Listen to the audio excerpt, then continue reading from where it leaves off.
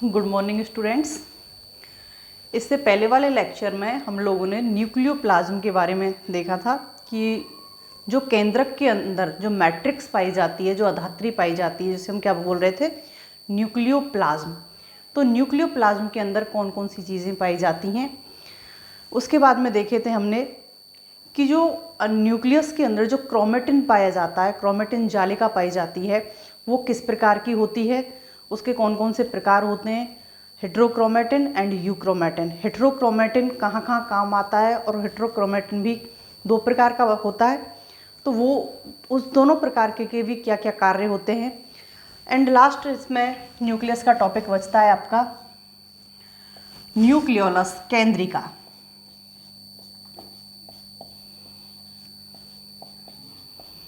केंद्रिका, nucleolus. केंद्रिका केंद्रक के अंदर उपस्थित होती है। जब हम सेल डिवीजन की बात करते हैं तो सेल डिवीजन से पहले एक स्टेज आती है जिसको बोलते हैं हम इंटरफेज स्टेज, जिसको हम रेस्टिंग स्टेज भी बोलते हैं। तो अगर हमको न्यूक्लियोलस का अध्ययन करना है, न्यूक्लियोलस की स्टडी करनी है, तो यहाँ हम इंटरफेज के अंदर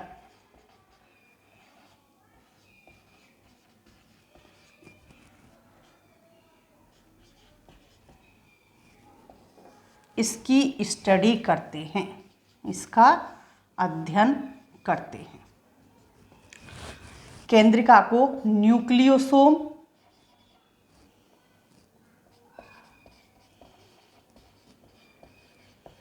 या प्लाज्मोसोम भी कहते हैं। इसके अदर नाम है न्यूक्लियोसोम या प्लाज्मोसोम भी कहते हैं। बात करते हैं कि केंद्रिका की उपस्थिति कहाँ कहाँ होती है। केंद्रिका की उपस्थिति कहाँ कहाँ होती है, केंद्रिका का आकार और आकृति कहाँ कैसी होती है। तो स्टूडेंट्स, अगर हम केंद्रिका की उपस्थिति की बात करें, न्यूक्लियोलस की उपस्थिति की बात करें, तो इसकी उपस्थिति या इसकी संख्या, उपस्थिति तो सभी यूकैरियोटिक सेल्स में मिलेगी, यूकैरियोटिक सेल्स में। और कौन सी अवस्था में? इंटरफेज अवस्था में। इंटरफेज अवस्था में। और संख्या की अगर हम बात करें तो स्टूडेंट्स, न्यूक्लियोलस की संख्या डिपेंड करती है गुणसूत्रों की संख्या पर। गुणसूत्रों की संख्या पर। यहाँ केंद्रिका की संख्या गुणसूत्रों की संख्या पर निर्भर होती है, डिपेंड करती है। अगर गुणसूत्र अगुणित हैं, हैप्लॉइड हैं,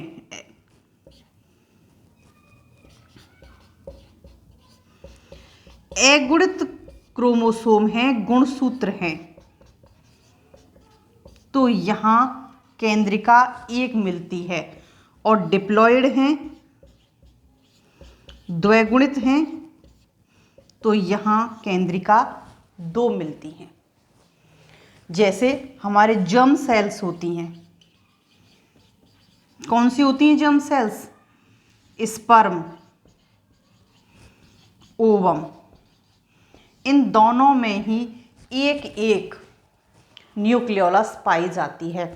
वहीं अपवाद जो एम्फीबियन होते हैं, उभयचारी होते हैं, जो एम्फीबियन होते हैं, इनके ओवम में असंख्य केंद्रिका होती हैं। इनके ओवम में जो केंद्रिकाओं की संख्या होती है, वो संख्या असंख्य होती है या सैकड़ों में होती है।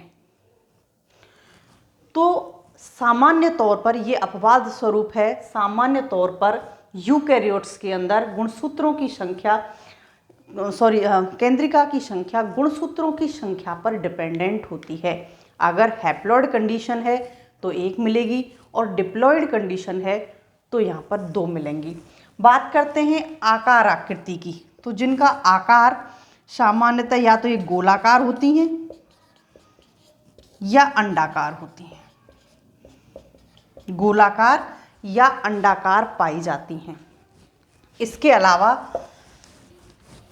ऐसे कोशिकाएं जिनके अंदर प्रोटीन संश्लेषण की व्यवस्था नहीं होती है, या फिर ऐसी सेल्स जिनमें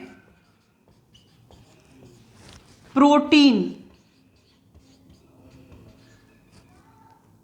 सिंथेसिस कम होता है, प्रोटीन सिंथेसिस कम होता है, वहाँ या तो संख्या में ये कम होंगी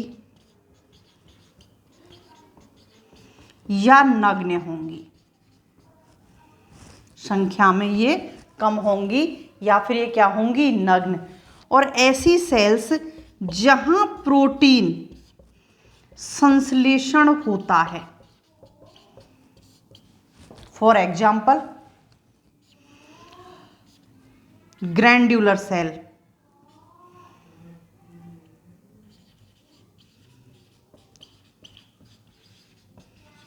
न्यूरॉन सेल या न्यूरॉन्स, oocyte, यहाँ पर ये एक्टिव होती हैं, सक्रिय होती हैं, आकार में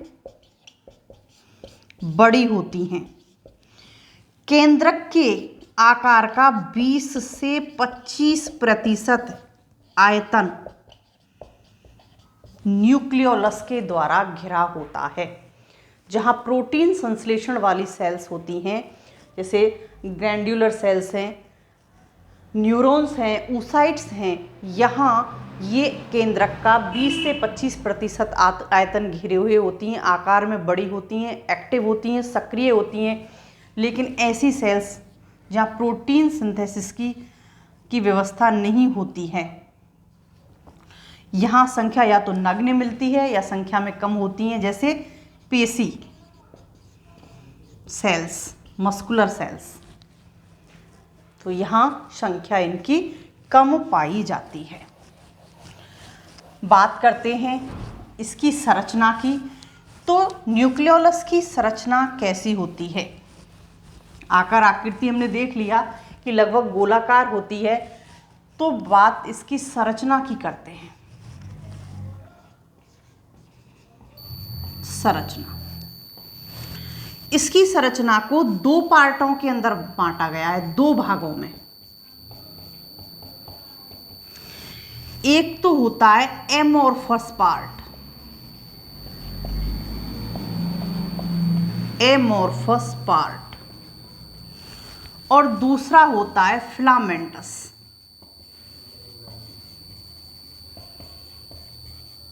फिलामेंटस पार्ट। एमोर्फस अक्रिस्टलीय भाग और फिलामेंटस तंतुमय भाग। तो यहाँ पर केंद्रिका को 2 भागों के अंदर बांटा गया है, filamentous part and amorphous part. यहाँ जो ये एमोर्फस पार्ट होता है, इसको भी यहाँ 4 पार्ट के अंदर डिवाइड किया गया है, क्योंकि एमोर्फस पार्ट होता है ये प्रोटीन से निर्मित भाग होता है, प्रोटीन से निर्मित होता है। यहाँ पर राइबो न्यूक्लियो प्रोटीन पाई जाती हैं, राइबो न्यूक्लियो प्रोटीन पाई जाती हैं। यहाँ कण पाए जाते हैं, ग्रेन्यूल्स उपस्थित होती हैं, एमोर्फस पार्ट में रेसे उपस्थित होते हैं, ये सारी चीज़ें यहाँ पर उपस्थित होती हैं। तो इसका जो फर्स्ट पार्ट होता है वो पार्ट होता है ग्रेन्यूलर जोन, ग्रेन्यूलर जोन, कणिका में क्षेत्र,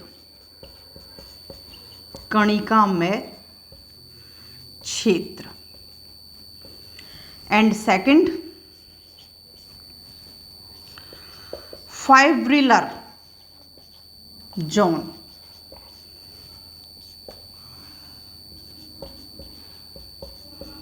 रेशेमय क्षेत्र। Amorphous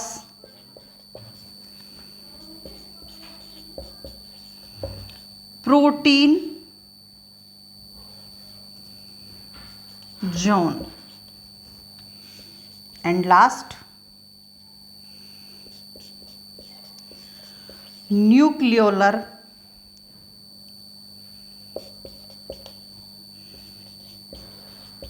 chromatin.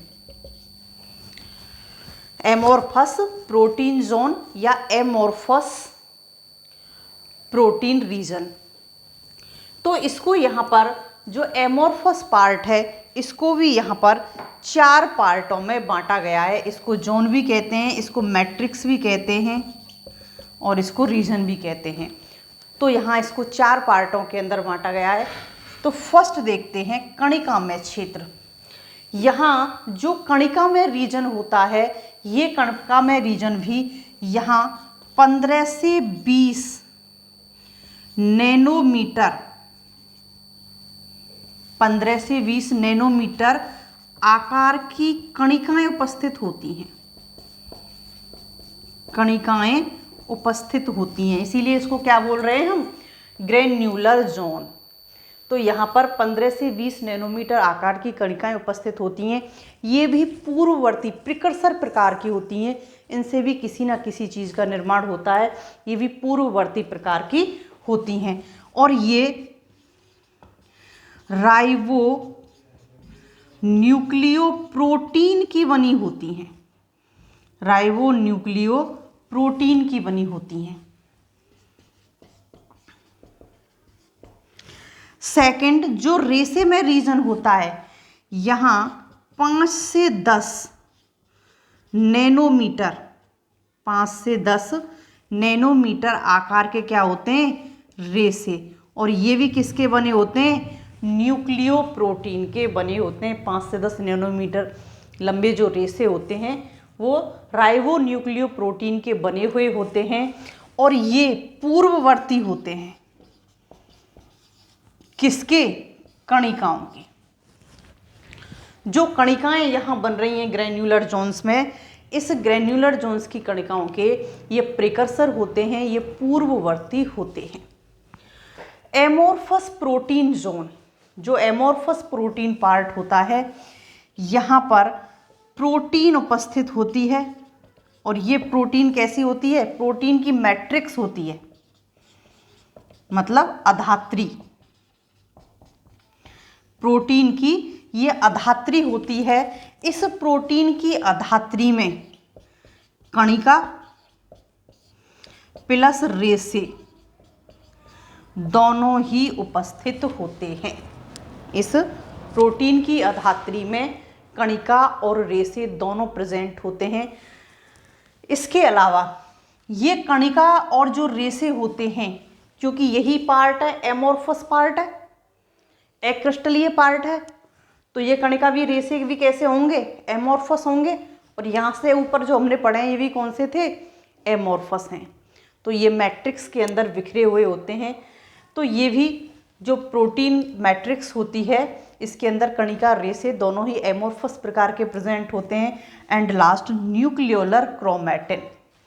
यहाँ न्यूक्लियोलर क्रोमेटिन भी 2 प्रकार की होती है। एक होती है पेरीन्यूक्लियोलर और एक होती है इंट्रान्यूक्लियोलर। इंट्रान्यूक्लियोलर जो बाहर की ओर होती है वो तो होती है पेरीन्यूक्लियोलर, और जो अंदर की ओर होते हैं वो होते हैं इंट्रान्यूक्लियोलर। न्यूक्लियोलर क्रोमेटिन है तो क्रोमेटिन क्या होते हैं? जैसे गुणसूत्र होते हैं, क्या होते हैं? क्रोमेटिन ही होते हैं। डीएनए से निर्मित होते हैं, डीएनए या आरएनए। तो यहाँ पर जो न्यूक्लियोलर क्रोमेटिन होता है, ये क्रोमेटिन दो प्रकार का होता है, पेरीन्यूक्लियोलर प्रकार का और इंट्रान्यूक्लियोलर प्रकार का। अंदर की तरफ इंट्रान्यूक्लियोलर और बाहर की तरफ पेरीन्यूक्लियोलर प्रकार के ये क्रोमैटिन होते हैं। नेक्स्ट बात करते हैं हम फिलामेंटस पार्ट की। यहाँ पर जो फिलामेंटस पार्ट होता है, फिलामेंटस पार्ट डीएनए से निर्मित होता है। कंप्लीटली पार्ट किससे निर्मित होता है? डीएनए से।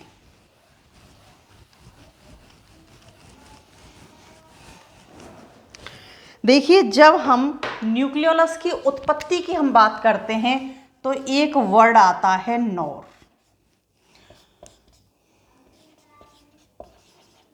न्यूक्लियोलर ऑर्गेनाइजर रीजन, केंद्रिका उद्भवन क्षेत्र। और ये केंद्रिका उद्भवन क्षेत्र जो होता है ये क्या होता है? फिक्स।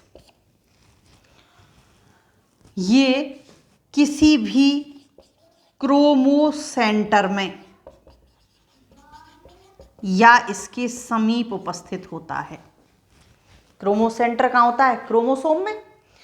तो ये किसी भी या तो क्रोमोसेंटर में होगा या फिर उसके समीप उपस्थित होगा। तो यहाँ पर न्यूक्लियोलर ऑर्गेनाइजन रीजन यहाँ केंद्रिका की उत्पत्ति के लिए फिक्स होता है। इधर देखते हैं, फिलामेंटस पार्ट जो है ये डीएनए से निर्मित होता है। डीएनए से निर्मित होता है, स्थायी प्रकार का होता है। यहां पर हिस्टोन प्लस आरएनए उपस्थित होता है। फिलामेंटस पार्ट में हिस्टोन प्लस आरएनए उपस्थित होता है। हिस्टोन कैसी होती है? क्षारीय प्रोटीन। तो यहाँ हिस्टोन प्लस आरएनए उपस्थित होता है, स्थायी प्रकार का होता है, डीएनए से निर्मित होता है। अब बात करते हैं फिलामेंटस पार्ट की। जब सेल डिवीजन होता है, सेल डिवीजन के समय जब प्रोफेज अवस्था आती है तो स्टूडेंट्स जितना भी एमोर्फस पार्ट होता है, सारा की सारा एमोर्फस पार्ट क्या हो जाता है? अदृश्य हो जाता है। क्योंकि आप लोगों ने पढ़ा है सेल डिवीजन के समय, 11th के अंदर पढ़ा है आप लोगों ने कि जब सेल डिवीजन होता है तो केंद्रिका भी गायब हो जाती है।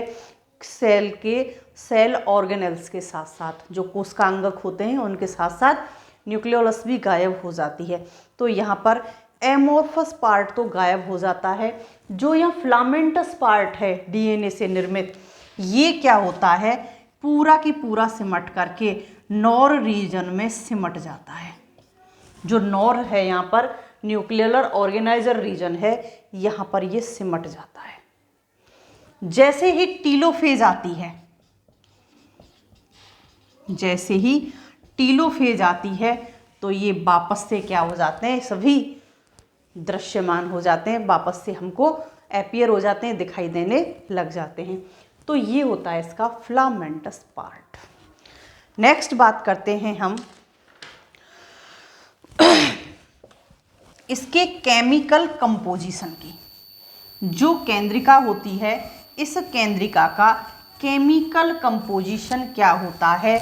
यहाँ ये किस किस चीज़ से मिलकर के बनी होती है?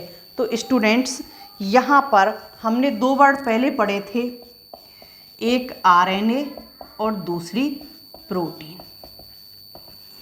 यहाँ जो प्रोटीन पाई जाती है वो फॉस्फोप्रोटीन होती है।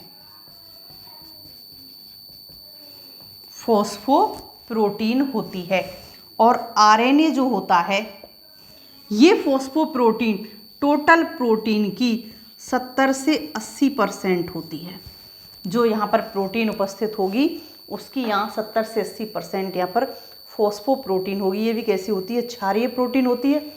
हिस्टोन भी क्षारीय प्रोटीन होती है और इसी का एक रूप होता है। साथ ही साथ यहाँ पर आरएनए उपस्थित होता है। तो स्टूडेंट्स एक चीज़ आप क्लियर कर लो कि न्यूक्लियोलस के अंदर जो राइबोसोम्स होते हैं, न्यूक्लियोलस के अंदर वहाँ राइबोसोम्स से 80% आरएनए का, टोटल का 80% आरएनए का निर्माण होता है किसके द्वारा? केंद्रिका के द्वारा। तो यहाँ ये आरएनए प्लस प्रोटीन फॉस्फोप्रोटीन से निर्मित होते हैं। इसके अलावा यहाँ पर कुछ एंजाइम्स भी पाए जाते हैं, जैसे एसिड फॉस्फेटेज,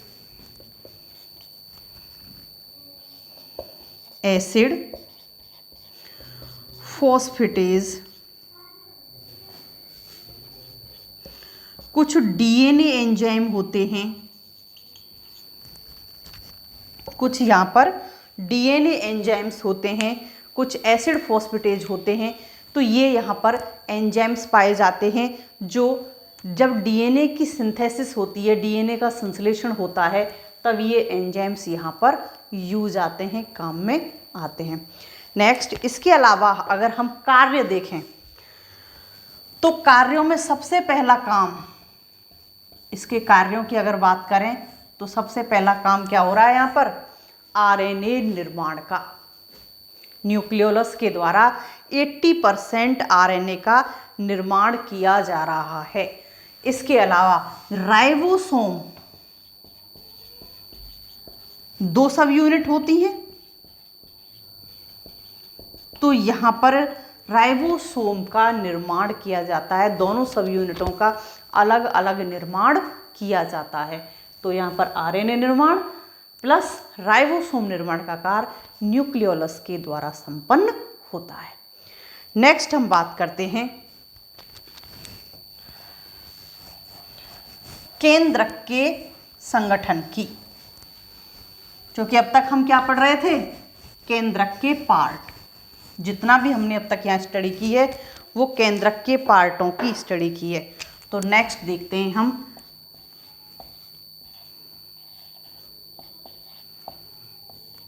केंद्रक का रासायनिक संगठन। केंद्रक के रासायनिक संगठन की अगर हम बात करें तो केंद्रक का रासायनिक संगठन कई चीज़ों से मिलकर के बना हुआ होता है, जिसमें यहाँ पर प्रोटीन भी होती हैं, एंजाइम्स भी होते हैं, अकार्बनिक पदार्थ भी होते हैं और लिपिड भी होते हैं।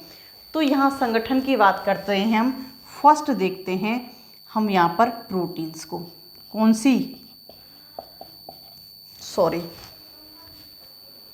न्यूक्लियो प्रोटीन, क्योंकि न्यूक्लियस को देख रहे हैं। न्यूक्लियो प्रोटीन,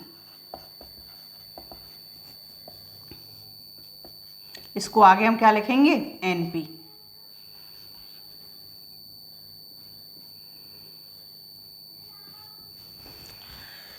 यहाँ जो न्यूक्लियो प्रोटीन पाई जाती हैं, इनको हमने 2 पार्टों में डिवाइड किया है, एक अधिक अणुभार वाली और एक कम अणुभार वाली। और इसके साथ ही हमने यहाँ पर रखा है कि जो न्यूक्लिक अम्ल पाए जाते हैं उन्हें। तो यहाँ पर 2 प्रकार की प्रोटीन होती हैं। एक तो होती हैं कम अणुभार वाली,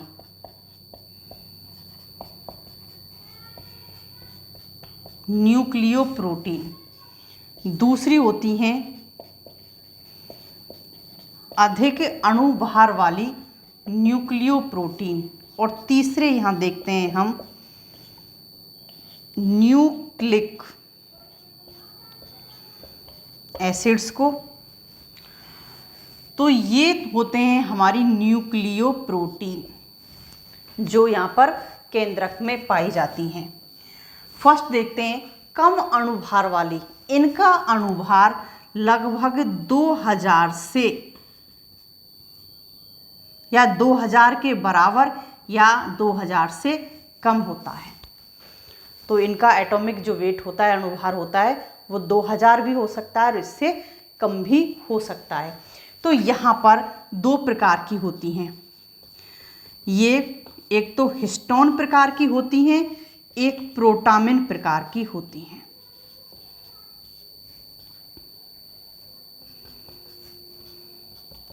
जो कम अणुभार वाले प्रोटीन न्यूक्लियोप्रोटीन होती हैं वो दो प्रकार की होती हैं। एक तो हिस्टोन प्रकार की होती हैं और दूसरी प्रोटामिन प्रकार की होती हैं। हिस्टोन प्रकार की में आर्जिनिन, लाइसिन और हिस्टाडीन अमीनो अम्ल उपस्थित होते हैं। हिस्टोन प्रोटीन का जो वितरण है वो वितरण विस्तृत होता है। वितरण विस्तृत होता है मतलब हिस्टोन प्रोटीन अधिक मात्रा में फैली हुई होती है। बात करते हैं प्रोटामिन की। जो कम अणुभार वाली न्यूक्लियोप्रोटीन है ये कैसी हैं? क्षारीय। इनकी प्रकृति कैसी है? क्षारीय। अब प्रोटामिन की बात करते हैं तो यहाँ पर जो आर्जिनिन अमीनो अम्ल है ये क्या होता है? एब्सेंट। इसके अलावा यहाँ लाइसिन और हिस्टाडीन अमीनो अम्ल पाए जाते हैं बट यहाँ पर आर्जिनिन क्या होता है? एब्सेंट होता है। इसके वितरण की अगर बात करते हैं तो इसका जो वितरण होता है वो वितरण होता है सीमित। बट जो प्रोटामिन होती है, हिस्टोन तो पता है हमको डीएनए निर्माण में काम आती है, तो प्रोटामिन कहाँ काम आती है? तो प्रोटामिन यहाँ एक तो मरम्मत के काम आती है। यहाँ पर जब डीएनए में कोई तोड़फोड़ होती है वहाँ मरम्मत के काम आती है। उसके साथ यहाँ पर जैसे स्पर्म का बनना, आप लोगों ने पढ़ा होगा, जब स्पर्म बनते हैं तो यहाँ पर प्रोटामिन प्रोटीन्स उपस्थित होती हैं तो ये जनन में काम आती है। तो यहाँ पर प्रोटामिन प्रोटीन जनन में और मरम्मत में काम आ रही है। नेक्स्ट बात करते हैं हम अधिक अणुभार वाली प्रोटीन की। अधिक अणुभार वाली प्रोटीन की अगर बात करें तो सबसे पहले हमारे दिमाग में आती है नॉन हिस्टोन प्रोटीन। तो स्टूडेंट्स यहाँ पर जो अधिक अणुभार वाली जो प्रोटीन होती है वो होती हैं non histone protein. Non histone protein होती हैं, इनका एटॉमिक वेट अधिक होता है देन हिस्टोन प्रोटीन के। अधिक एटॉमिक वेट वाली होती हैं और साथ ही साथ ये डीएनए निर्माण में तो भाग नहीं लेंगी, भाग नहीं लेती, तो फिर कहाँ होती हैं? स्टूडेंट्स याद करो 11th में पढ़ा होगा आपने न्यूक्लियोसोम मॉडल। तो न्यूक्लियोसोम मॉडल में जो अष्टक होता है इस अष्टक को बांधे रखे क्या होता है? डीएनए। इसके बाहर की तरफ नॉन हिस्टोन प्रोटीन उपस्थित होती है। तो ये डीएनए से बाहर उपस्थित होती हैं। जो नॉन हिस्टोन प्रोटीन होती हैं वो डीएनए से बाहर उपस्थित होती हैं, रेजिडुअल होती हैं, अवशिष्ट होती हैं, अवशिष्ट प्रोटीन होती हैं। नेक्स्ट न्यूक्लिक अम्ल। तो यहाँ कौन से मिलते हैं? डीएनए और आरएनए, क्योंकि अभी तो इनको डिटेल में भी पढ़ना है हमें आगे। तो यहाँ पर डीएनए और आरएनए न्यूक्लिक अम्ल पाए जाते हैं। नेक्स्ट बात करते हैं हम एंजाइम्स की। न्यूक्लियस के अंदर असंख्य एंजाइम्स पाए जाते हैं। एंजाइम्स की संख्या को सही ढंग से हम काउंट नहीं कर सकते क्योंकि यहाँ पर विभिन्न क्रियाओं के लिए विभिन्न एंजाइम्स पाए जाते हैं, जिनमें से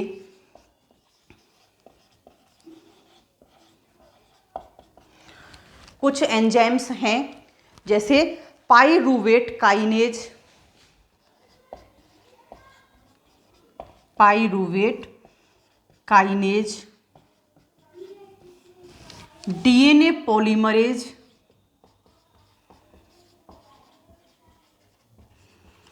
RNA polymerase, adenosine deaminase, adenosine deaminase, ETC। बहुत सारे एंजाइम्स हैं जो यहाँ पर विभिन्न क्रियाओं के लिए न्यूक्लियस के अंदर ये पाए जाते हैं। तो स्टूडेंट्स, ये जो एंजाइम्स यहाँ पाए जा रहे हैं ये विभिन्न कार्यों को यहाँ पर संपन्न करवाते हैं। इसके अलावा नेक्स्ट अगर हम बात करते हैं तो यहाँ इसके बाद में कुछ कोफैक्टर पाए जाते हैं, क्योंकि यहाँ पर ये पाए जाते हैं ATP, NADP। ये क्या होते हैं? ये कोफैक्टर होते हैं, एनर्जी मॉलिक्यूल्स होते हैं जो यहाँ पर विभिन्न क्रियाओं के लिए एनर्जी देते हैं। नेक्स्ट, अकार्बनिक।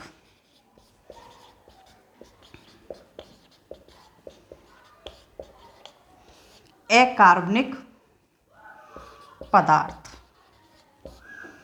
तो यहाँ पर कैल्शियम, मैग्नीशियम, मैग्नीज, आयरन, यहाँ पर ये विभिन्न प्रकार के धातुएं होती हैं जो पदार्थों के रूप में यहाँ पर प्रेजेंट होती हैं। ये कोफैक्टर के रूप में और कोएंजाइम के रूप में कार्य करती हैं, एंजाइमों के साथ जुड़ करके उनको एक्टिवेट करती हैं। तो यहाँ पर ये कोफैक्टर और कोएंजाइम्स के रूप में उपस्थित होती हैं। And last, lipids. यहाँ फॉस्फोलिपिड